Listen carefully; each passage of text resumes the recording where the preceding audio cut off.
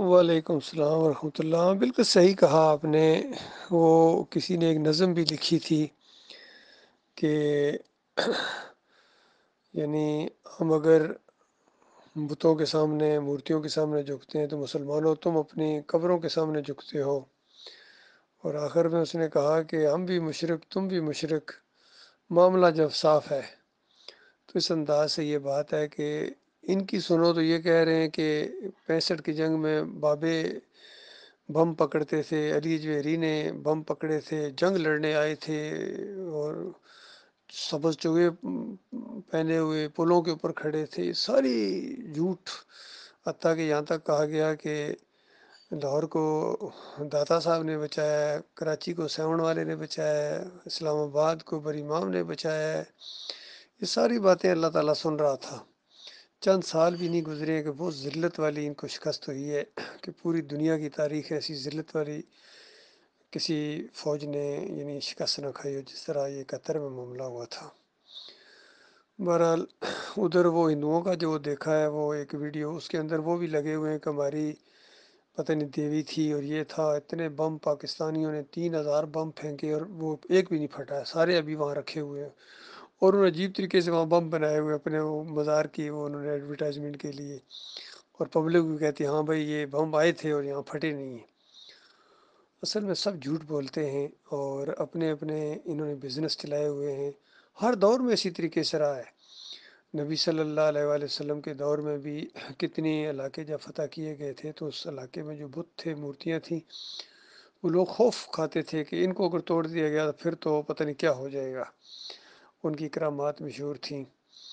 اسی طریقے سے ابراہیم علیہ السلام کے دور کے اندر بھی انہوں مشرکین نے اپنی مورتیوں کی کیسی کیسی وہ باتیں پھیلائی ہوئی تھی، لیکن جب ابراہیم علیہ السلام نے ان مورتیوں کو توڑا تو کچھ بھی نہیں ہوا۔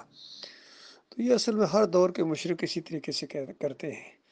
اسی وجہ سے اللہ کے عذاب آ رہے ہیں، پوری زمین کے اوپر افراتفری ہے، بدامنی، کیونکہ سارے انسان یہ آدم کے بچے آج کے دور کے اندر یہ ان کی ایک عظیم اکثریت مشرک بن گئی۔ اب ہندوؤں کو، سکھوں کو اور یہودیوں کو، عیسائیوں کو کیا کہا جائے، دیریوں کو کیا کہا جائے، یہ ہمارے اپنے مسلمان کلمہ پڑھنے والے یہ مزاروں کے سامنے جھکتے ہیں، سجدہ تعظیمی ثابت کرتے ہیں، پیروں کی پنڈلیاں دباتے ہیں، تعویذ انہوں نے پہنے ہوئے ہیں، واسطے وسیلے کا شرک ان کے اندر ہے، وطن پرستی ان کے اندر ہے، جمہوریت کا مشرکانہ نظام یہ اپنائے ہوئے ہیں، عورت کی حکمرانی یہ جائز کرتے رہے ہیں۔ یہ سارے شرک، سارے کفر ان کے اندر ہے، پچھلی قوموں کے اندر جو تھے۔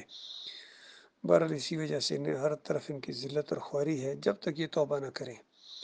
حیرت ہوتی ہے ہمارے سیاسی لیڈر، ہمارے جج صاحبان اور مذہبی لیڈر، یہ فضل الرحمان، طارق جمیل، مفتی مسعود اور تقی عثمانی، سارے شرک کو تھپکیاں دے رہے ہیں۔ ڈاکٹر اسرار، علی انجینئر، سارے کے سارے لگے ہوئے ہیں، کوئی ایک بھی ان کو شرک سے نہیں روکتا ہے۔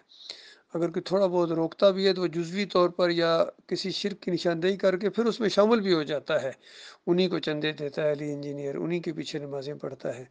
تو اصل میں یہ انہوں نے حق اور باطل کو ملانے کا حق ادا کر دیا ہے۔